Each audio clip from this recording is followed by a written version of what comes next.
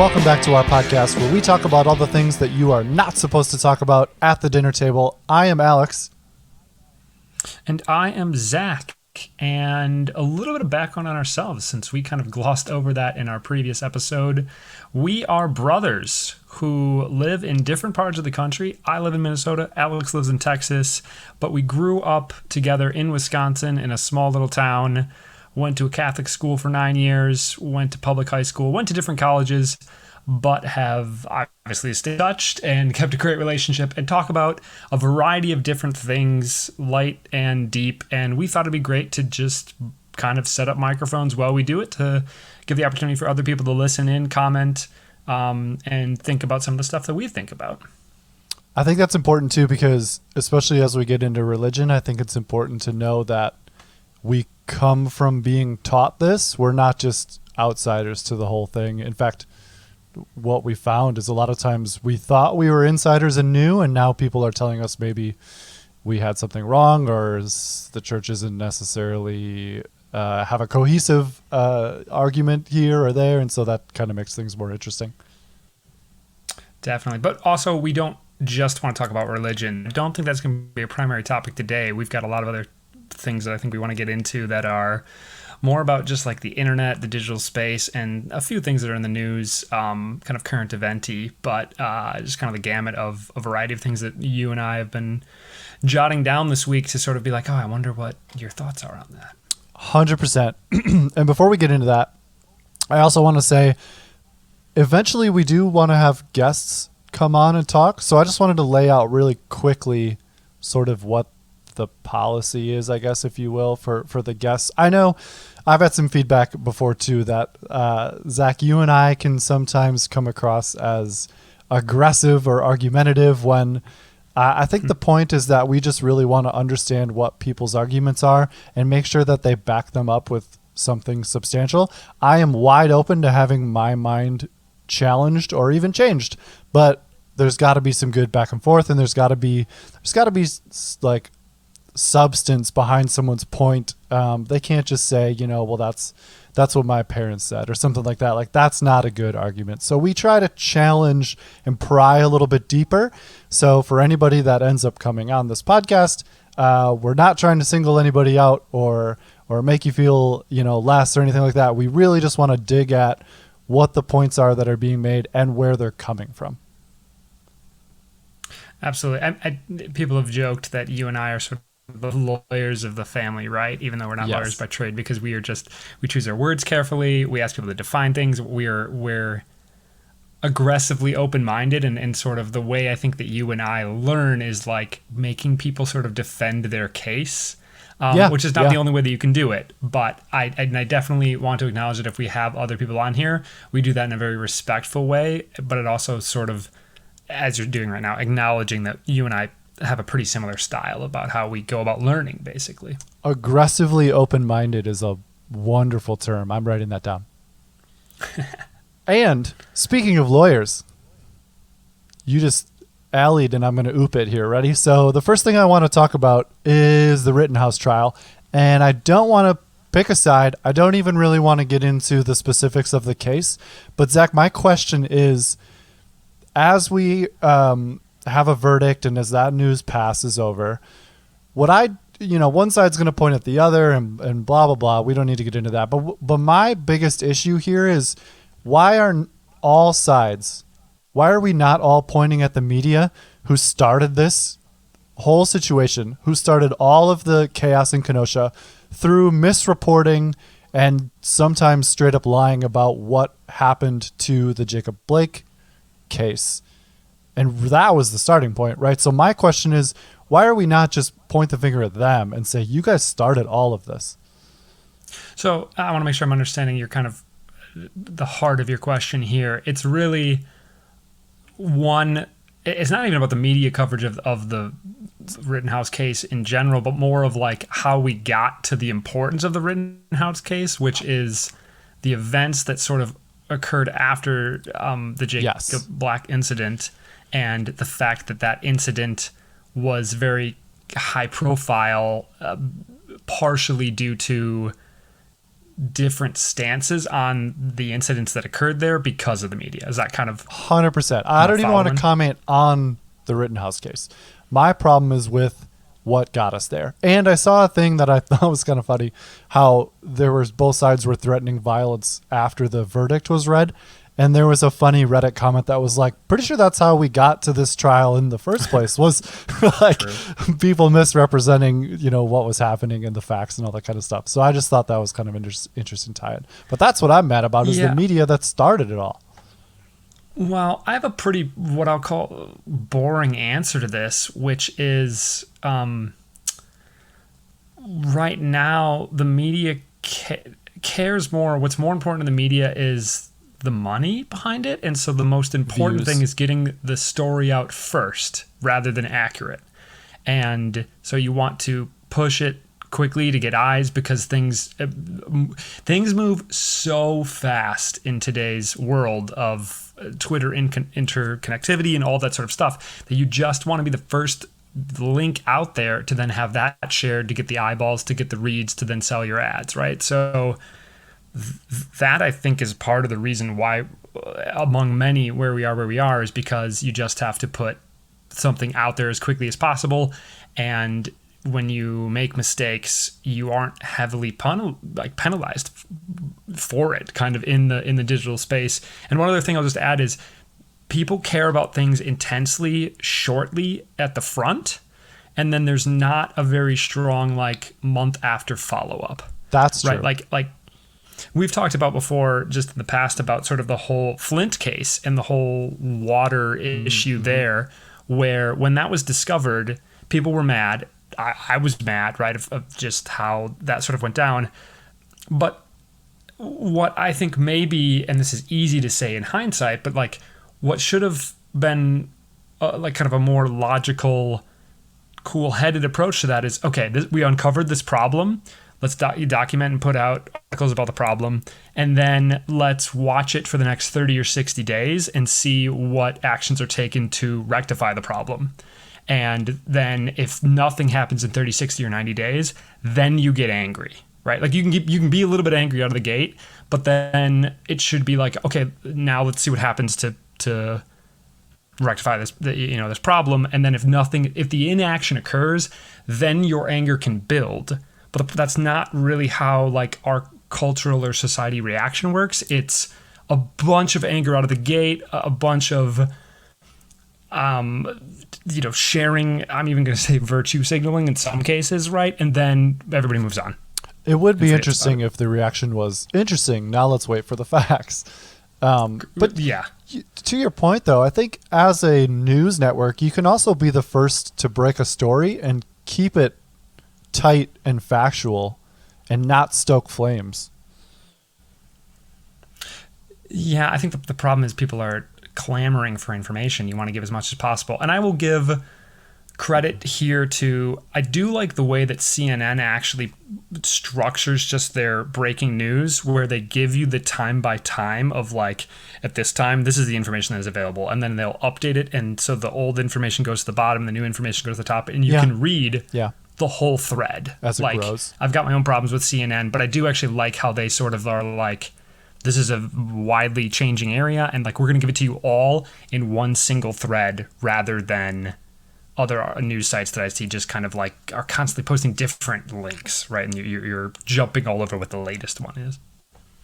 I also have a bit of a proposed solution to this problem as well. What if... Ooh, I'd love to hear it. So, when, CNN, for example, we can keep using them. If they get something wrong, they'll redact it or post some sort of change, at midnight on a Saturday or something like that, so nobody sees it. What if we had a designated time that all of the news companies had to update or change or release, the new information? And so we could all be okay, 3:00 on Friday is when we'll get all of the sort of updates or redactions. And so we can all look for that and correct the stories.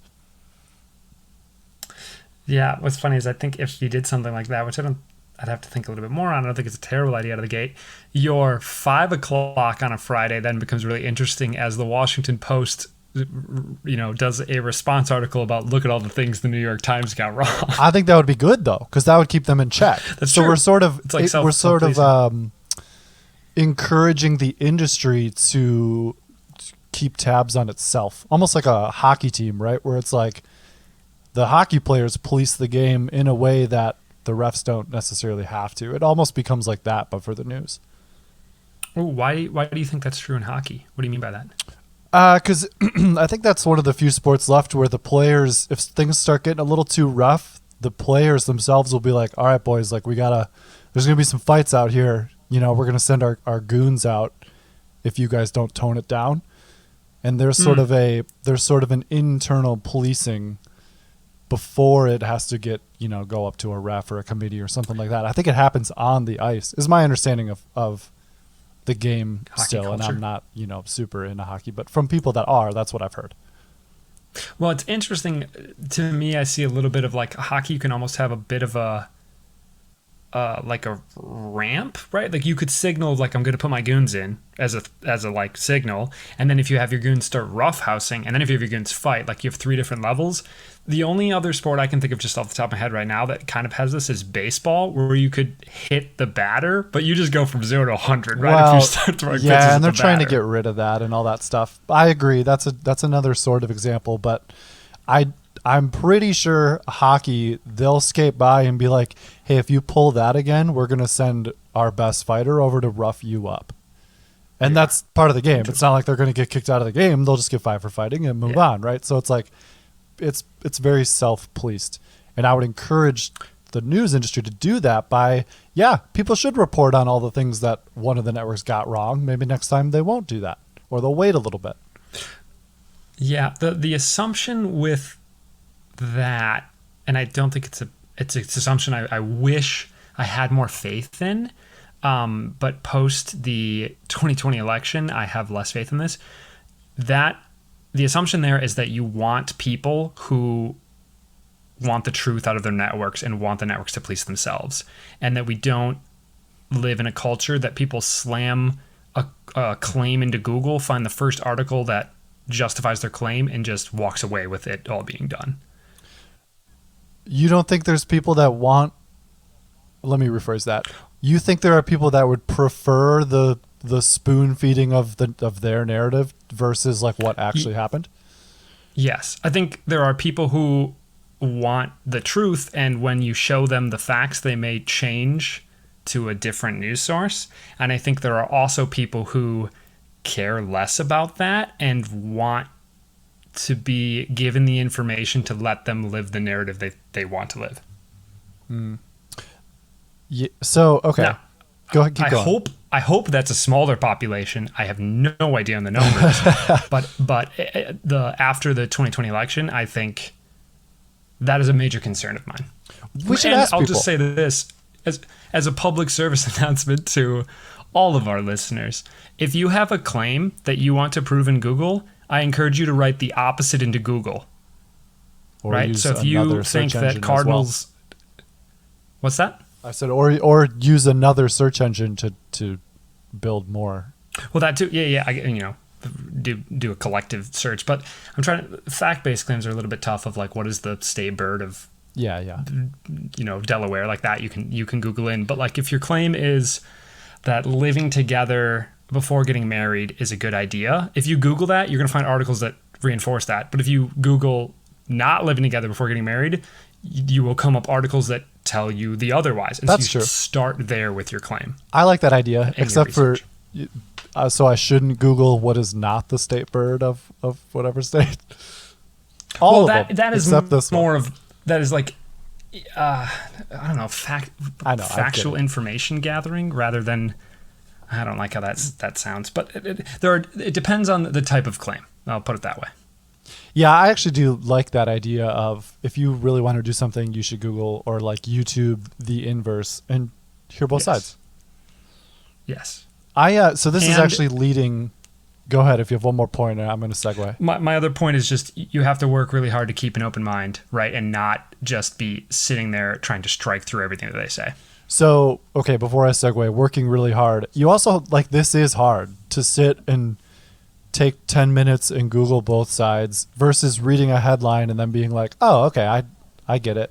That's what happened, or that's probably what that article's about, and moving on. So I do get that there's that piece of it where we're asking a lot of the everyday person to like take the time to really look at stuff. That's true. It takes time. So building on that then, I'm going to jump down here to, do you have any of your own personal rules that you get information? Do you have any sort of filter that you run it through, or do you Google the inverse like you just said, or do you have any sort of personal rules when trying to validate or understand videos that get shared around?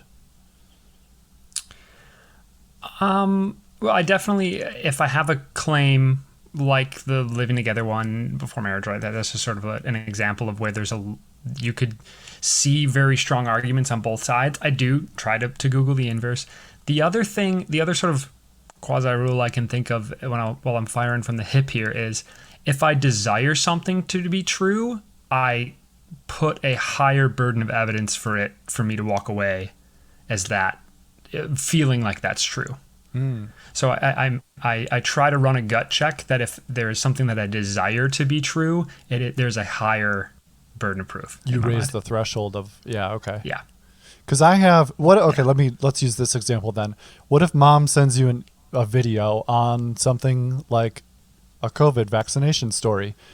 What do you do that, like, what are your actions? Listen to the video and then what? Because obviously both of us are quick to say, well, I'm not just going to take everything they're saying as the truth, right? So what about that?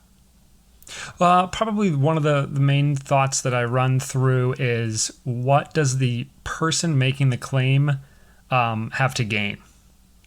And looking for, is there somebody trying to sell me something? Is there somebody trying to get me to subscribe to a certain ideal for that reason? So that's a little bit whenever I get something from anybody, if our mom sent us something, is like, what is their value out of the information they're sharing as well? Cui bono? Who benefits? Yeah, exactly. That's a really good one. And I try to do that as well, of like, even I've scrolled through articles on YouTube and I've gotten halfway through this article about something and gone, this is an ad. Like, they want me to buy this pair of shoes. Those stories that are like, this pair of shoes reinvigorated my running at 40. And you're reading the story about a woman in her 40s and how she became a runner again, and she's talking about these shoes. And you get halfway through and go, this is an ad for these shoes. Like, 100%. That's what they're doing here. We don't care about this person. Like, this is to sell shoes. So that happens a lot. The other one that I always use is this person qualified to be giving me this information? Oh, that's an interesting one, because I actually work a little bit differently, where I try to practice ad hominem, which is, it doesn't matter who is making the claim, attack the idea, not the person making the claim. Well, I like that, especially in terms of like political ideas and things like that, where it doesn't matter who says it, it's either a good idea or not.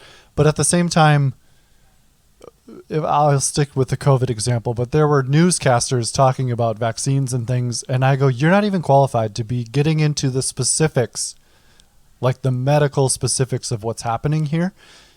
You're not qualified to be giving me this. If you have a doctor on, I might listen, right? But like, just you, desk man or woman, are gonna wrap this up and go on to another story. Like, you're just reading bullet points. You're not qualified, in my opinion.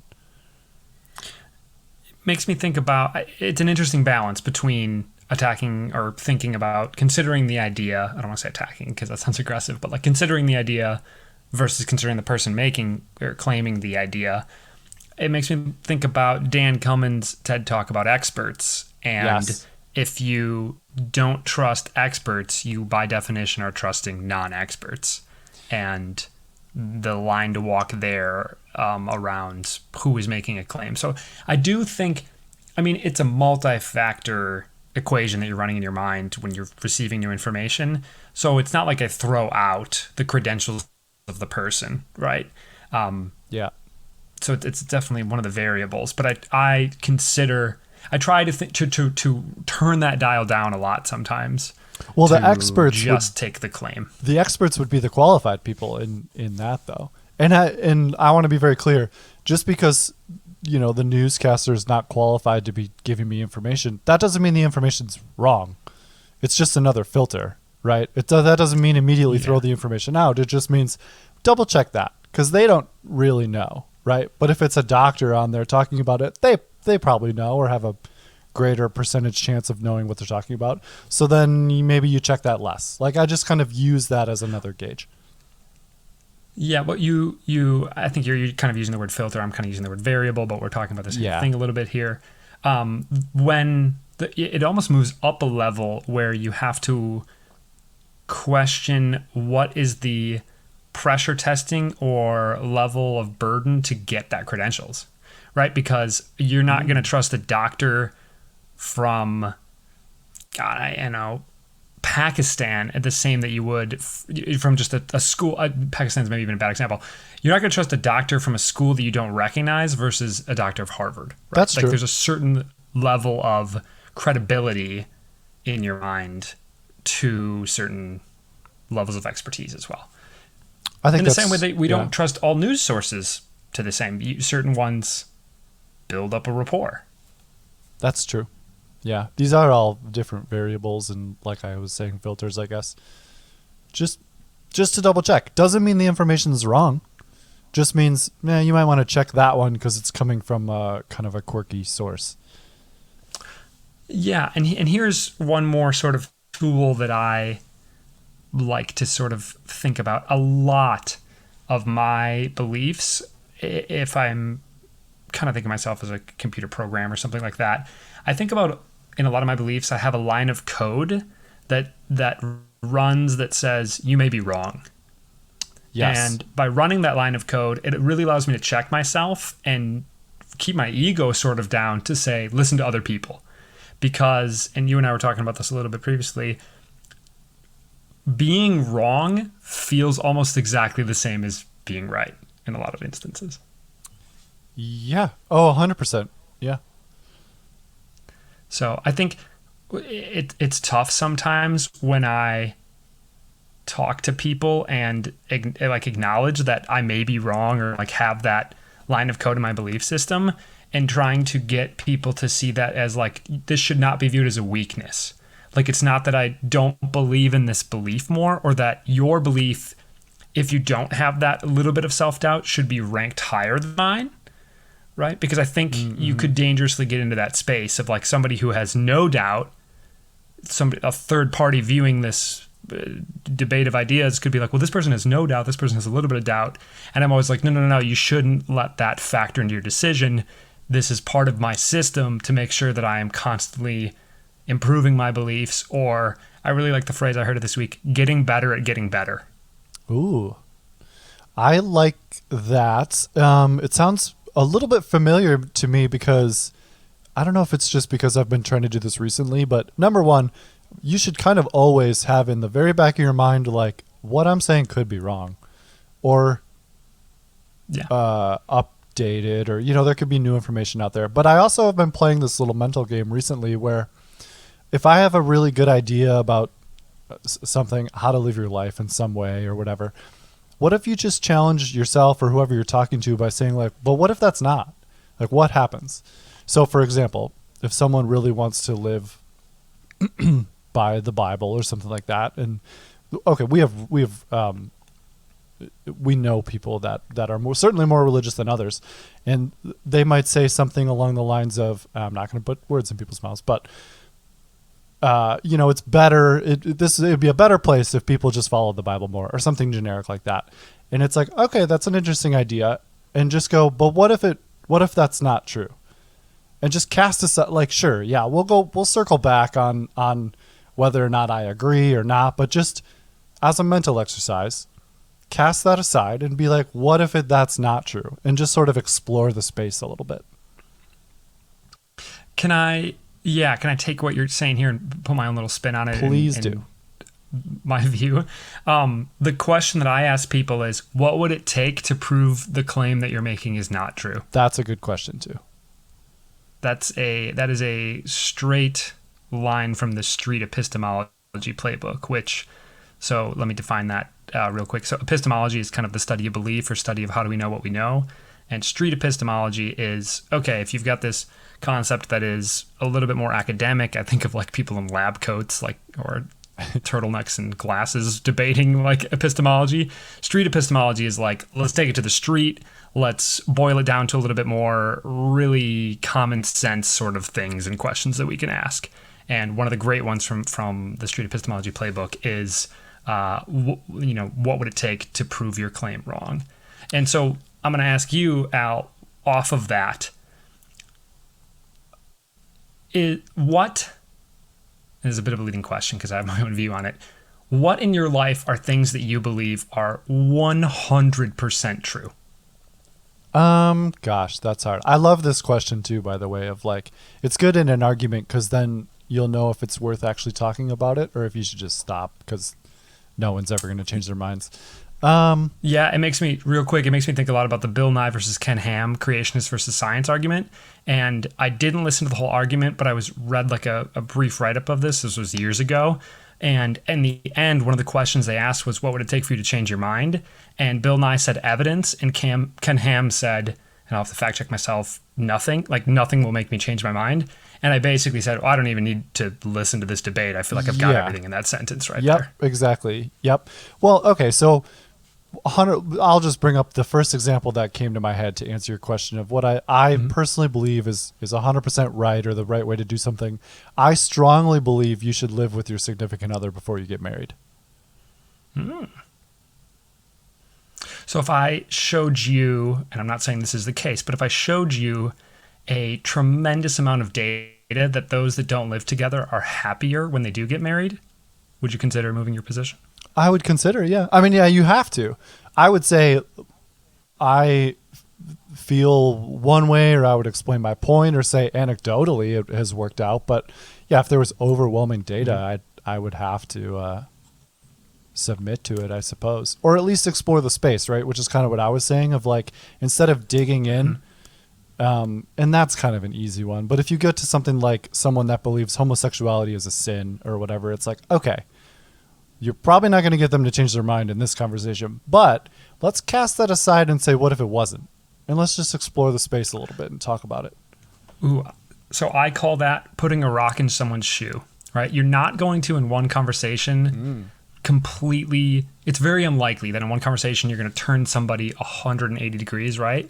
But what I want to do is just put a rock in their shoe so that as they walk around and think about it, that little piece keeps coming up and it makes them think about the idea over and over and over again. I like that. Can I go back a little bit? What's your bulleted points as to why you think living together before marriage is an excellent idea? I'm not prepared for this, but I think it's just the next step in getting to know each other and understanding people's habits and things. Because it's one to like spend a bunch of time together, but living together is totally different. And there are routines that you fall into, and there's, who cleans this versus that. And those could be points of contention, I feel like, that should be realized. Not to mention like their views on sex and how that plays a role and what that's like. And it's all just sort of, it's like a series of compatibility tests that just have to be run. Do you have a ballpark recommendation of what you personally would say is an amount of time that you should live together before considering getting engaged? 1 month, 3 months, 6 months, 2 years? Minimum, I would say 6 months to a year. Gotcha. Is probably long enough to really start to understand what's going on. Probably 6 months is good enough, honestly. These things show up quick, and they're not like bad. It's not like you're like, aha, I found something, but it's just very like, oh, I wouldn't have thought that you do things that way, or like, I don't know, maybe they brush their teeth in a really weird way or something, or like, which isn't a deal breaker, obviously, but like, there could be all these hidden landmines out there, and you just have to go discover them. As somebody who has never lived with a significant other, what I think about when living with a significant other is the fact that you get the rawest, truest version of them, and you're putting out the rawest, truest version of yourself, because even if you hang together, like you go on vacation for a week or you hang out like every night of the week, there's a point where you can go home, and if you don't live together, you kind of turn the projection off and you are yourself, right? Versus when you live together and are really sharing that space for an extended period of time, you can't. I suppose you could put an act on for 6 months, and I suppose some people do, but that's much harder to do. You're saying it better than I just shouldn't. did. Yep, you are. Yeah. You just said what I was trying to say better than me. Well, and I also think there are some things that if you're putting an act on in that space, it's almost harder to put an act on. The best example I can think of is like, are you a snoozer or do you get up at the first alarm? That's a great example. Yep, because that could be a deal breaker for someone. Or are you I'm still going to get showered and stuff even on my day off, or are you a lounge around in sweats kind of person? Because that could be a deal breaker for people. I don't know. Yeah, I'm trying to think of what the counter argument to this would be. Are your stats real, or did you make that up? That people are happier not living together? I made that up. Like okay. My claim was if kidding. That was true. Yeah. Yeah. Okay. Yeah, but I can also explore the space, right? There are probably benefits to not. I just don't think that I think the scale tips towards you should live together, but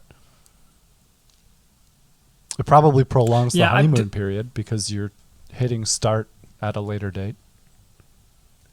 That is true. I'm trying to think of good counterpoints. The only one I could really think of, and this isn't a great example, but it's a lane outside of this, is when you go into a committed long-term relationship that is marriage, the approach or perspective should be about how do we collaborate or make this work sort of no matter what.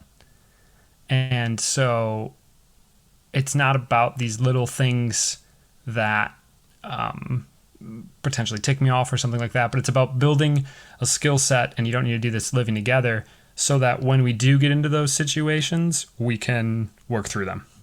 The only problem I have there is you're no matter what. I mean, yes, that's the idea of marriage, but of course there's a line where if you're miserable day in and day out, like, you should leave and do what's best for your life or possibly both lives. Yeah, that gets a little harder. There's shades of gray with that, and I think you would acknowledge that, right? Yeah, of course. Especially when you're thinking about kids, family, and all those sorts of things. Yeah. I'm not saying it would be easy, but like, there comes a point where you can cross that line and just say, you know what? If we both would be happier not in this marriage anymore, like, why wouldn't you do that? Considering all those other gray area things like we just said. Well, I think there's an easy counterpoint there, which is what you think is the right move short term, rather than going deeper and working through those things, could have a better value in the long term. Maybe. Now, I say that with a large asterisk around, like, if you are in a relationship that is hostile or violent or abusive, like, that changes the ballpark completely. Yeah, you probably shouldn't stick around to make that work. Right. If your safety is threatened. Every situation is different, so we don't need to sit and pick these apart. Yeah. All right. I'm going to shift gears here on you, Zach. Totally. We're going to go from that to video games. Nice. Switch to entertainment. I like it. So, okay. I don't know how much you've heard or kept up with this, and I'm not going to sit and give you necessarily gaming news, but I have ideas. So the new Battlefield 2042 officially came out on Friday, but you could pre-order it and get a early access for the 7 days prior. And it is a dumpster fire of a game. There's all these problems with it. People are unhappy. It's actually currently, I think, the 8th lowest rated game on Steam of all time right now, which is wild for a huge name AAA, shooter game. To have it this bad is like truly an achievement. And we don't need to sit and talk about why it's bad and all those types of things, but I have a question for you. Do you think that video game developers now are struggling because in the past kids would grow up and phase out and stop playing so they could just keep marketing their games to children. But in today's day and age, especially my generation might be the first, who have continued playing, and we buy the newest stuff and we keep trying to play Call of Duty and Battlefield and all this kind of stuff. We've never phased out. So do you think there's something to be said about them running into problems trying to market to both kids and now adults?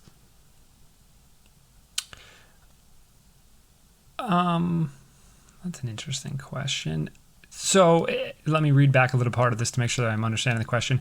It's kind of like you're saying potentially in the past you could sell games to kids and they sort of didn't have the appropriate wherewithal to be like, this is a terrible game. And no, I'm saying like you'd market. Video gamers developers could get away with that more. No. What I'm saying is you'd make a game that's for kids. So I don't know. I guess I'm trying to come up with examples, but like old school Nintendo, Atari games, like mostly I think people would say like, well, the kids would play those, or like arcades even and stuff too, right? Of course, there's a group of adults even that would play too, but like mostly for kids. So all the marketing could be for children. You would design the games to be flashy and have sounds and like they're for kids. But now adults have not phased out like they used to. So you can't just market like, so for example, I would say Fortnite is a kid's game. Primarily the audience there is younger people. However, some of these other games get confusing now because like a Call of Duty or a Battlefield, you have a huge range playing it. So if you make it for kids, adults will not enjoy it as much because it'll be gimmicky and have, dances and they're all doing the flossing and all that kind of stuff, right? And adults don't really like that stuff. But if you do it the other way around and make it super dark and gritty, then the kids aren't really into it, right? It's not colorful and all that kind of stuff. So do you think this is causing problems when a game like Battlefield comes out? And I think some of the reaction is that it's like they couldn't decide. So there are parts of it that are very adult, and then all of a sudden, like one of the characters will say a line that's like super cheeky and like that's for kids. And so it seems like both sides hate it. But my question was just philosophically, do you think this is a problem of adults aren't phasing out of the video game market like they used to? So now you're running into an issue where what used to just be kids games can't happen, or you almost need to pick a lane. My gut answer to that is no. I think a truly good, well-made video game will be able to transcend age. I think those are rare, right? But I think if you seek creating that, you won't have a problem if you truly put in the sort of quality to that. The examples I think of is like the Legend of Zelda series. Okay. Even like what popped into my mind was like Overcooked. Overcooked is a sound game all the way around. Anyone can play it. It doesn't try to lean one way or the other. I'd argue games, if anything, it's more for kids. But but see, even sports games have gone now more into like making sure that they have realistic celebrations for what's on the field, and there's all this like trading cards and all this kind of aspects of it, to where like most of the older people don't care about that stuff. I just want to play football or whatever, Yeah, well, I mean, it would take a wise video game studio to be able to make a well-rounded game that has components that the younger generations like, as well as the older generations like, in sports games where you can do the realism and just play franchise mode or whatever you want to do, and appeal to younger kids with the card packs and stuff like that, right? If you can strike that balance, then I guess it's a well-crafted game. I also, a variable here, and I actually mentally don't know how it fits in entirely, is the fact that my, without any evidence, prediction is that games that are rated M and mature and sort of kind of for the more adult audience, parents are going out and just buying it for their kids anyways. So that line's kind of blurred, period. Like our parents never bought us Grand Theft Auto until we were, like, I had to go buy that when I was like 17, right? That's true. I know lots of examples at the, like, I guess I shouldn't say I don't know personal examples, but it was a smaller audience when I was in sort of 14, 15, or 13 of friends that had Grand Theft Auto. Yes, some of my friends had Grand Theft Auto, this violent video game. But now my prediction without evidence is that younger kids get access to that. Why do you think that would be? Let's explore that a little bit. That's a good. One claim is that parents just don't pay attention as much anymore. I don't like that claim, though. The other one is there's pressure. Okay, there's an overall pressure to be friends with your kids rather than parent.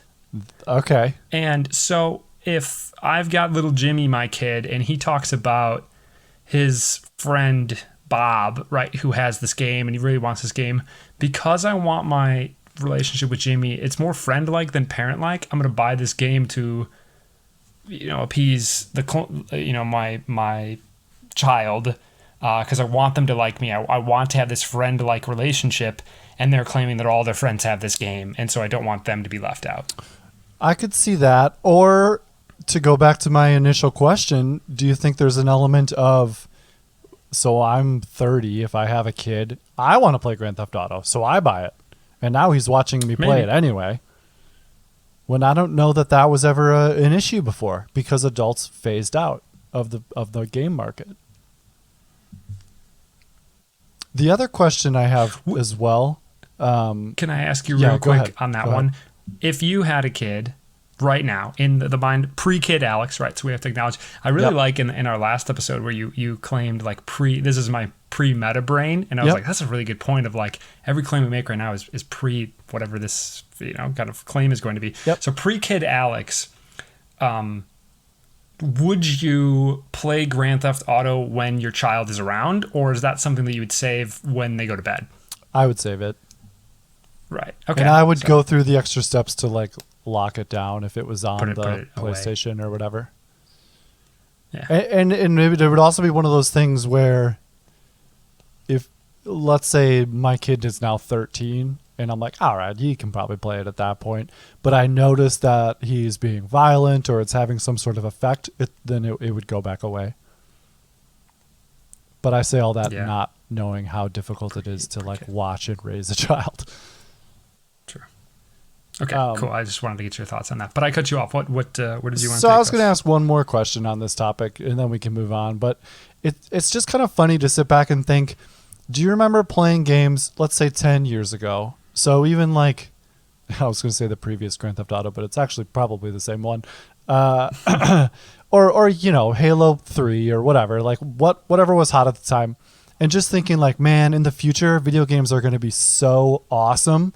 And it's just funny to me to now sit back and go, okay, here we are 10 years later, and Cyberpunk sucked, which was supposed to be like, game of the decade. Now this newest Battlefield is the worst ever. It's like, what happened? Like, games should be awesome, and they just are not. Yeah, I remember 10 years ago when I played definitely a lot more video games than I do now. I remember thinking, one, how are they going to make graphics any better? Right? Which is really funny to think about now, right.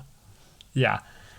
I didn't think a lot about sort of how the medium was going to change. Like, definitely 10 years ago, I wasn't thinking about VR. I do think about that now of like, VR is the untapped potential. Like, I wasn't thinking about so that. So much room to run. I will say this. One thing that has impressed me from the sideline, I'm more of a sideline guy now where I keep up a little bit with video games, but I do not play them a lot anymore, is the size of maps. I was going to bring that up. Is a huge improvement over 10 years. Each time you kind of just look at the size of a map in a new video game, or the ability to pack more things into the space of the the game, that's the overall kind of just disk space of the game, seems to be impressive. So that is one thing that has changed. I can't, the feeling I can't shake is, this is going to take us in a slightly different space, so I'll try to keep us a little bit surface level. I personally think that the business view, I can only speak kind of from an American, is that we have unrealistic expectations about growth and profit. Like we were just always pining for these numbers every quarter that seem unsustainable. And I think video games got caught up in that craze of meeting stockholder expectations, pushing out a profit, and these timelines for you've got to get it done in this timeline, you've got to push it out in this quarter because then we can claim it in this quarter for revenue so it looks good on our books. I think that mentality has poisoned the development model in video games so that there are forced deadlines that then you end up with these half or quarter baked products like Cyberpunk, like especially I have been reading about that they like apparently remastered the Grand Theft Auto, some of the older ones. Oh, yeah. It's just it's kind of a joke is what I've read online. Yep. It's like they do that So and then never that- play it and test it, and they just push it out. But I actually Well, I think think you're it's because- 100% right. Yeah. It's become it doesn't matter if the game's good, it only matters that people buy it. Yeah, and it reminds me of the quote from somebody in Nintendo where a rushed game is bad forever, a delayed game is at least good.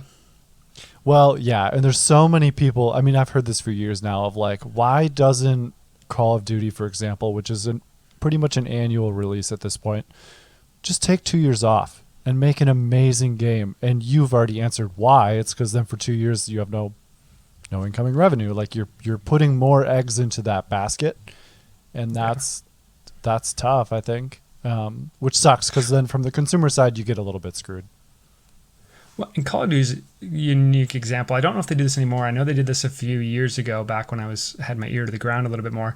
There's 2 different studios that work on the Call of Duty franchise, and so they release alternative years. So you could have one studio that's like knocking it out of the park or has a certain style, and if the other studio is a little bit different, you have this very interesting branding game of you're releasing things under the same name title, but it's actually different teams working on that product. Yeah, I don't know if they still do that, but I always thought that was a little bit weird too.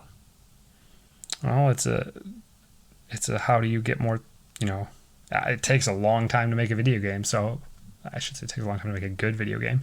So they're trying to solve that with a resource kind of play.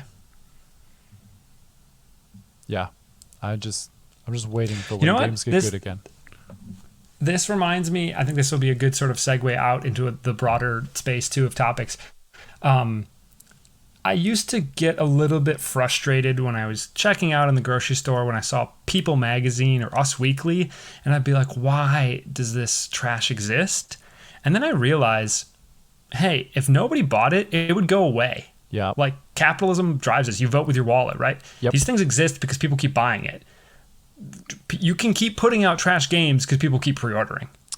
That's 100% right as well. And there's a big push now to not pre-order because like early access was basically a beta. And so people were saying, I'm not going to give you money to test your game. Like you guys need to figure this out and put a finished product out there. So I'm with you. Stop buying these games and see what happens, I guess. But it's pretty hard to get a whole collective to do one thing or another. Yeah.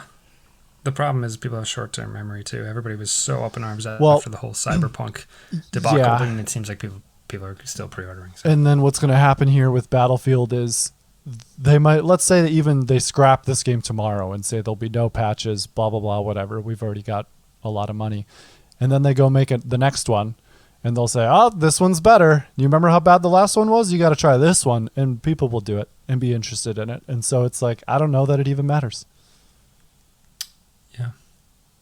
All right. We can move away from that topic.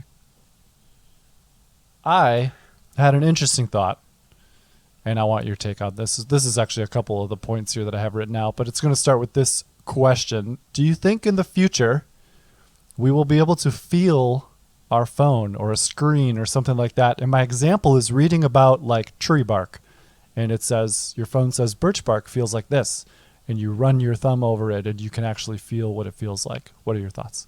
Whoa. That's a cool question. I think I cracked a realistic expectation of like the next bit of technology, which this could be 10, 20 years, whatever. But I don't think that's an unrealistic view. Where my just first thoughts on this is that it doesn't sort of align with the phone, but it does align with like VR and like haptic suits, right? Or the like pressure sensitive suits. So why not a phone that though? What if you could run your thumb over stuff and just touch it? Yeah, I guess that's just because it sort of seems unreasonable right now doesn't mean that it's unreasonable for the future. That's a really cool educational idea, right? Of like being able to have educational experiences like that. One thing I've read about, again, this is in the VR space, is that it's a really good tool for increasing empathy. And so like one thing that I've read about or people have talked about in the VR space is being able to do a virtual reality experience that is what it's like to be homeless. And people coming out of that have a totally different view than when they pass homeless people on the street because they've been able to have a more lived, realistic experience. That's really interesting. Just as a use case for VR would be to experience things like that. Yeah. That and more. Talk about you could, talk about the ability to experience something and then increase gratitude. Yeah. Of your own life. And even, so you mentioned education too with this and my idea too of like touching screens and actually feeling it. Because I also envision like a table almost where you could do this more easily, not a phone, but like the table would have like a screen on top and the screen can be pushed up, into 3 dimensions, right? And then you could feel different things and like you'd have 3D pixels almost, like not a hologram. It would actually like pop up out of the screen and make shapes and things like that. This is a really unique twist on the old philosophical question of colorblind Mary in a room. Have you heard that thought experiment? No. So if you had an individual Mary in a room who was in the room was just black and white, it was like books, and she could study everything about color and like the wavelengths of color and understand the chemicals in the brain and how it all worked and understood 100% what it meant to like the color red, right? Like knew how all of it worked, and that was all saved to her brain through this studying and learning. When she actually sees the color red, is there anything that sort of enters the brain, or is there any learned experience? Oh, that's really interesting. And it gets into this idea of like consciousness and experience, and there's problems there that you have to crack around AI. What's interesting to me is I'm thinking about like if you have these 3D pixels and you run your hand over the 3D experience of bark, then you walk outside and go into an actual forest and run your hand over bark. Yeah. That's like where my mind is going of like, is there a different experience, or do you have a different sort of interaction there? Yeah, and it would start much more rudimentary. I'm just thinking about the progression of this technology now too, because you could start very simply. I mean, we could do this now where you build like a 3x3 block square or like a tabletop, right? Like think like Duplos, and a machine to where if I hit the bottom right corner, it like pops that one up. And you could make very basic little things in this 3x3 square, right? Of like which things are popping up and not popping up. I'm doing what I'm talking about. I'm just, we're in the Atari level of video gaming versus like the PS5. It's very big pixels, very blocky. And then you can go, okay, let's take our Duplos and instead of 3x3, let's do Legos and do 100x100. And if I do the same machine, it starts to get a little better, right? Now I can see a little bit more and I can do more with it. And then you just do that again.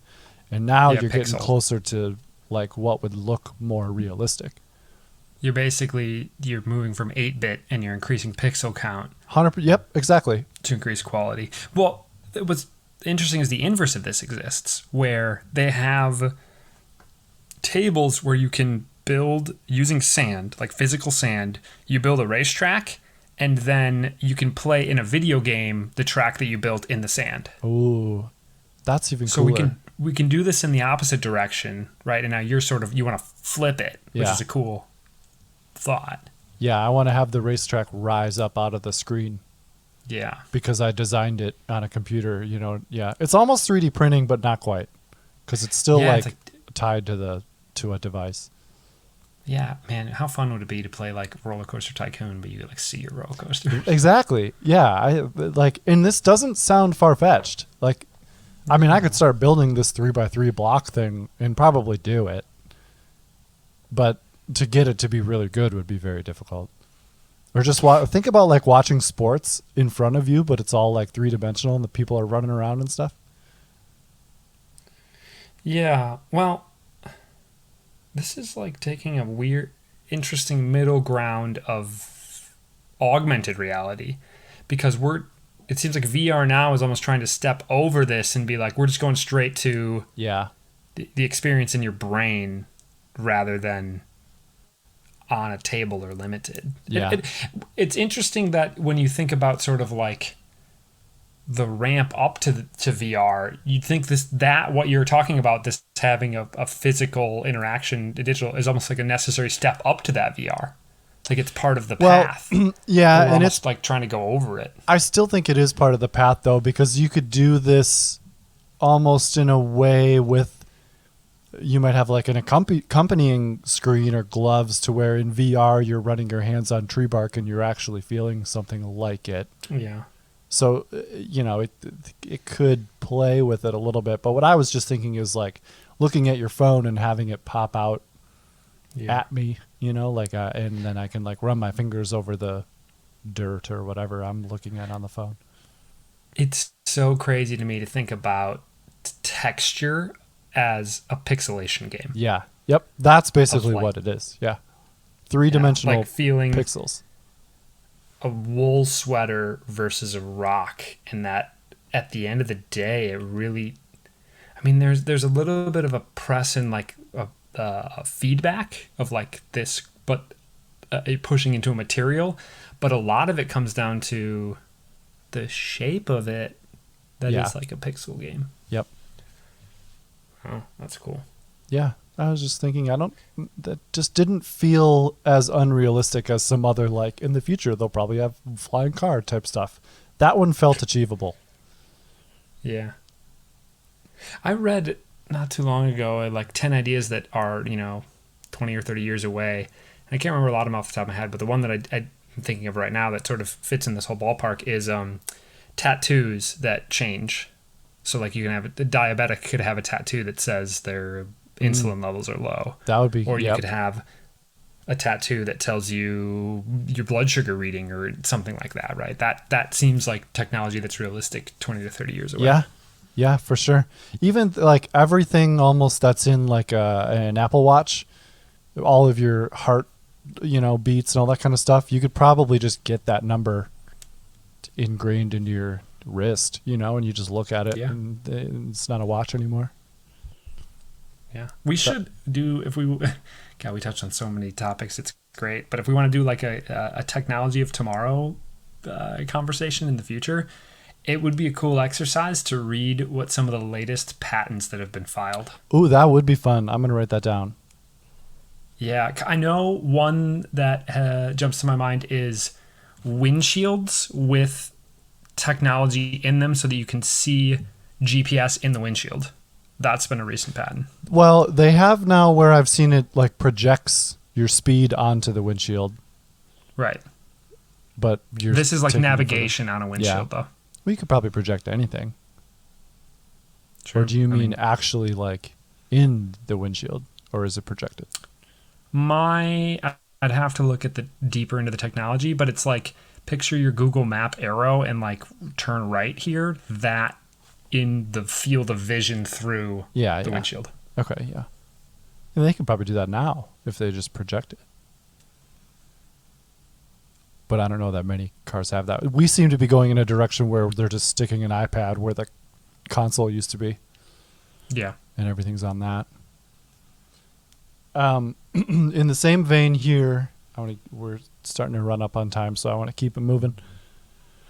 This is actually perfect because we're talking about like the future and what's coming and all of that.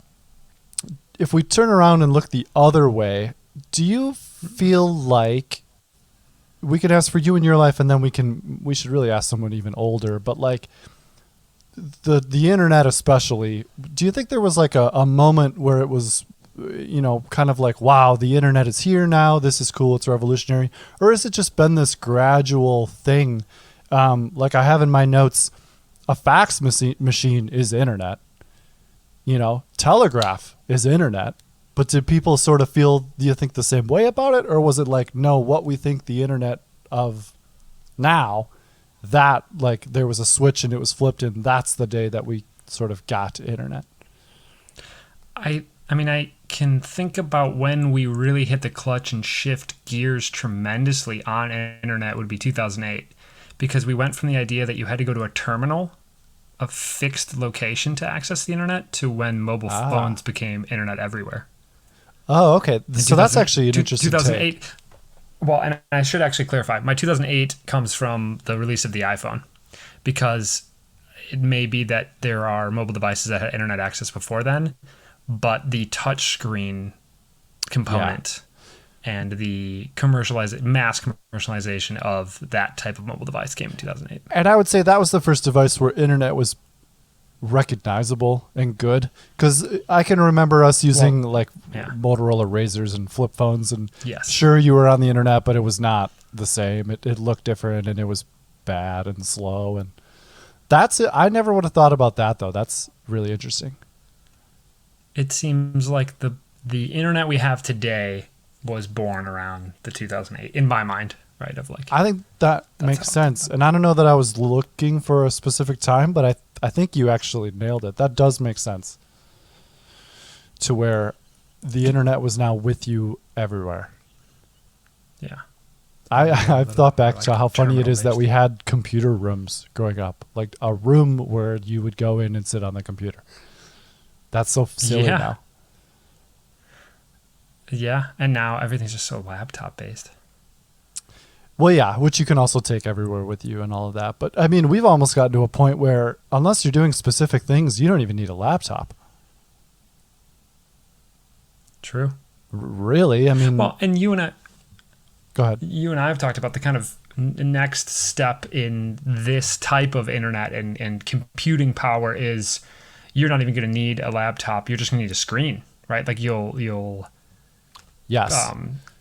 cast in server power from Microsoft or Google, and they'll do the computing. You'll just have the window to view and interact with it. You'll have a very, very light, I'm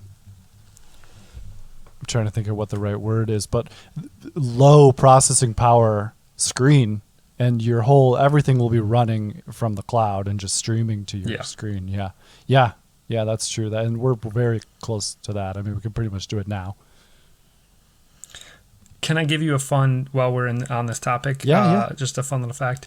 Do you know why when you have a computer program and it's going wrong and you improve it, it's called a patch? No.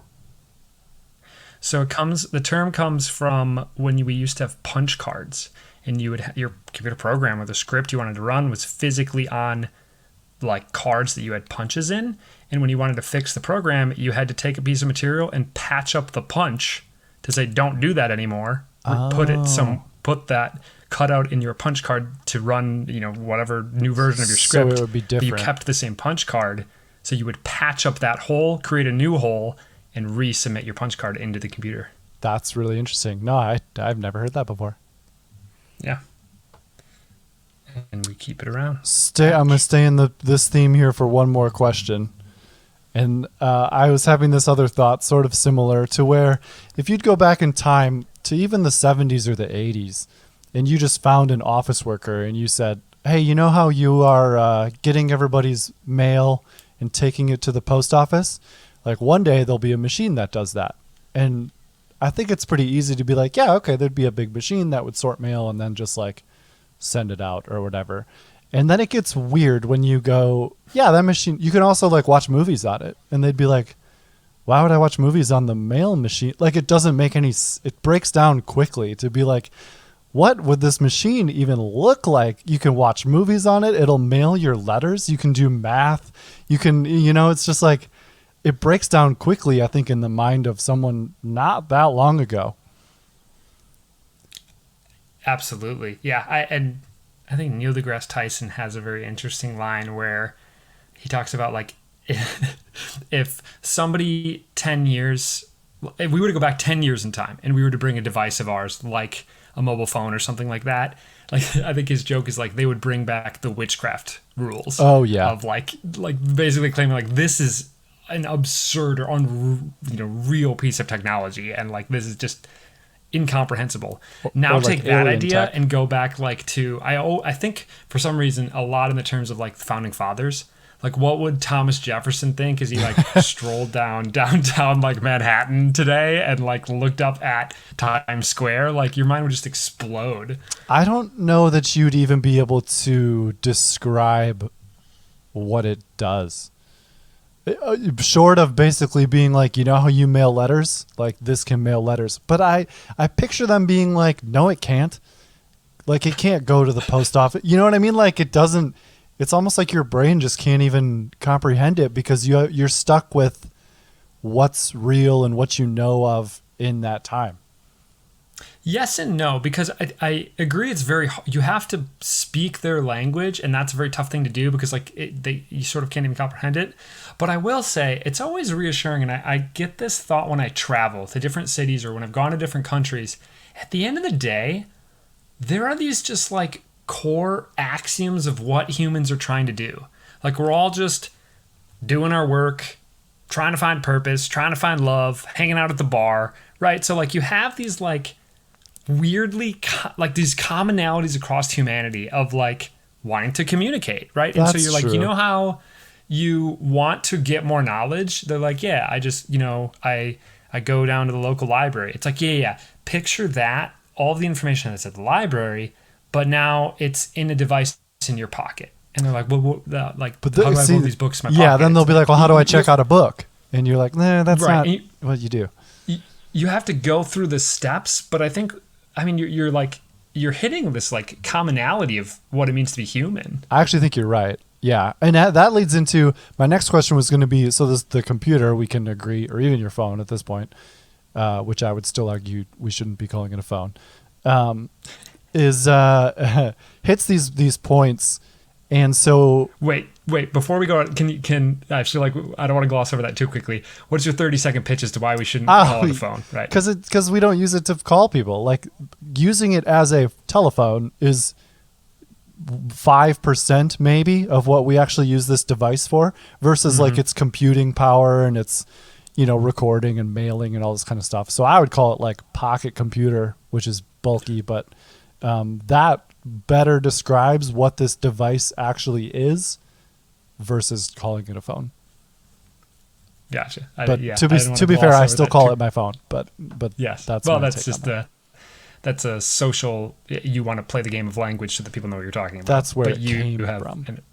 Yeah. So then my next thing is it's this great melting pot of all these other old devices that we used to use. I mean, have you seen the picture of they lay out all these things on a table and say like all of these are now in your phone? So the next question is what other devices are next to be melted into the pot? Do you have any thoughts on that? Man, you can go to your phone for so much. But there'll be more coming. And maybe we just can't fathom it. But you hit on a really important part, which is it will be in the same vein of those basic human elements. And so if we sort of think about how those elements are evolving, I think we can answer the question in a roundabout way. Maybe not now today. I don't think a lot about devices that we put into our phone, but I do think about tasks. And follow me on this mini journey here. Okay. So more and more and more in our modern society, we're able to take these things that used to be errands or tasks and simplify them down or almost remove them from our life. Great example being going to the bank. When was the last time you went to the bank? Yeah, it's been years for me. People give me checks. I can take pictures of them. I want to move money. I just open up my banking app, right? So if I used to go to the bank, if I used to take my check every other week to the bank and drive there, wait in line, cash my check, and come home, that's 30 minutes every 2 weeks, right? That's been completely eradicated by direct deposit and not needing to go to the bank for pretty much anything. You can do it all online. what do I do with those 30 minutes every 2 weeks? It's time that is now freed up in my schedule. And I think if I speak very broadly and paint with a very broad brush, that time really goes to consumption and entertainment. More and more of our day as we remove tasks and errands and things like that. Another great example that I think we're on the cusp of is grocery shopping. It's sort of on the way out as more and more people get curbside pickup or delivery of groceries. So that's an hour a week. I'm just going to completely back of the napkin kind of just say, if you take an hour a week grocery shopping, some people do more, some people do less. What do you do with that time? It's so much of it feels like now consumption based. I can watch more Netflix. I can play more video games or do whatever. And so I think about what is the next task that is going to be removed, free up time in your life. And then as a personal, I try very to take that time and put it towards something that is a little bit more productive, of like reading a book. I mean, I guess at the end of the day, it's life. You can do whatever you want with it. I don't want to try and shame people who do Netflix or anything like that. You like live the life that you want and spend the time authentically in ways that you hopefully don't regret, like sitting on Facebook for 2 or 3 hours. But that's, I think, less about the device that's going to be eradicated next and more about what is the task that's going to be eradicated next. That's a good way to think about it. Well, and I think that's led us to sitting down and talking all of these things out with each other, because we realized we were doing a little bit too much consuming sometimes. Yeah, and that's a great meta point here of what led us to this is wanting to take a spin at being creative and put something out there for other people to consume, which is crazy to think about. Well, we're putting another kind of item into the pile. But to be fair, we're also trying to make this engaging, especially as we get things rolling here. If we can get a community or something together and not just be mindlessly, infinity scrolling. Like, we want to stimulate the brain a little bit and maybe have this be a more thoughtful consumption versus just, TikTok. Well, true. And you can learn things on TikTok, but that's true. You know what I'm saying. Speaking of just learning things on platforms, I have in my mind what I call the Reddit bell curve, which bell curve is that sort of very typical kind of looking hill statistical, kind of curve pattern that you see where that's a value distribution in my mind, where the first 15 minutes on Reddit is like climbing that curve and reaching the apex. And then anything that I spend over 15 minutes on Reddit is just value decreasing and turns into regret. And like, why didn't I go work out or read a book and stuff like that? But the first 15 minutes on Reddit usually is like pop culture knowledge, getting in like the news update, maybe seeing some funny memes that people talk about. And then anything after 50 minutes is just I can't argue with that. Yeah. So this is our call to action to everybody listening, to look at your week and say, where are the points that you potentially are going a little bit mindless, you're just turning into consumption, and think about, your use of time. It's the one resource you really can never get back. That's true. And if you're an entrepreneur, what tasks are you doing that can maybe be added to the melting pot of technology? And be potentially automated away, yeah. All right, well, that's going to hit on all the points that I had. This was a fun one. Yeah, I feel like in my mind, if you could boil down like one word for our previous episode and this episode, today's word would be future. Like, it's very future technology sort of focused. What would you say was our last episode in one word? So I was actually trying to go through this exercise. I'm not sure if we want to name the episodes yet or not, but there were like 3, and it was because we did a little bit of like religion and death, but I didn't want to just say death. But then by the end of it, we were talking about something completely different. So I don't know if I could do one, but I could maybe do like a metaverse and death. Yeah, I feel like my word would be hyphenated. It would just be like setup. I feel like we sort of set the stage, but we also kind of talked a little bit about like what the metaverse and the death and yeah, I don't know. We just sort of like set the stage a little bit, and then today was future oriented. Future and tech, yeah. Which just for some reason that's where my brain was these last couple of days. Same. Thinking about how we spend our time. That's true. And to everybody else that's still with us, thank you very much for listening, and we will see you in the next one. Take care.